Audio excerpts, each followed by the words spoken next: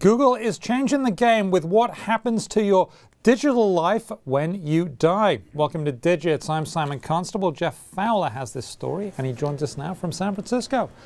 Geoff, not something we like to talk about when you die and what happens to your digital life, but it's a big deal, right?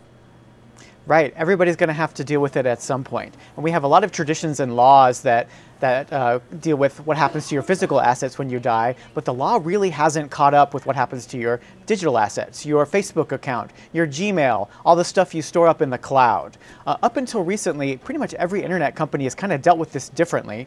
Many of them say that you can't pass an account to someone else. You can't, your survivors can't access your data once you're gone, even if that's some of the most important treasured memories of the person who's passed away.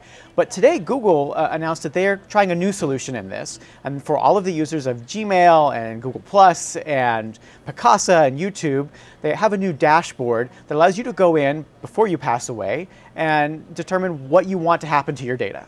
Okay, and give me some of the different things that you can choose. So you can go in and select for either all or some of your data that it will either be deleted, or part of it will be deleted, or you can sort of determine who your digital heirs are going to be, call them your Google heirs. These are other people who you can say, all right, in the future give my data in my Gmail account to this friend or this spouse. And so it gives people a lot more options while they're alive to really have their wishes known. Okay. Now, one of the things here is that this problem has been known for a while. Google does seem to be leading the way here. Why have internet companies been so slow to deal with this? Because it's not really clear in the law in the US what is legal. There are a lot of privacy concerns.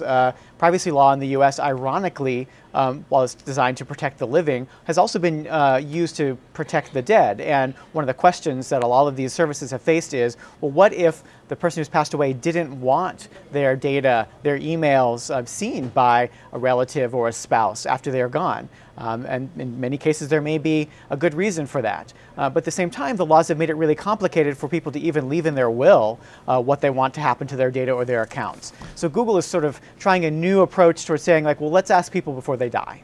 Okay, and that seems to be completely legitimate. Do we know whether this will stand up in court or not, or has it just not been tested yet? Not been tested. It's out today. We'll be watching closely, though. We will be watching closely.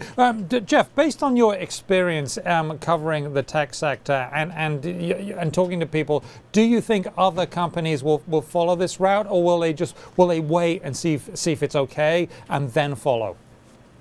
You know, Google has led the way in a lot of privacy offerings. In particular, they have a dashboard that allows users to see all of their or much of the data that Google has stored and collected about them. So it's possible that Google will provide a new path forward here as well. And also that as lawmakers in a variety of states who are actively considering laws on this topic, that they may look at this and design their laws around it. So it's a really pretty cutting edge issue, but one that's already affecting millions of people. Okay. It's always a pleasure. Thank you very much for joining us, Geoff Fowler. You bet. Thanks. That was Geoff Fowler. You can read more on that story on WSJ.com. I'm Simon Constable, and that was Digits.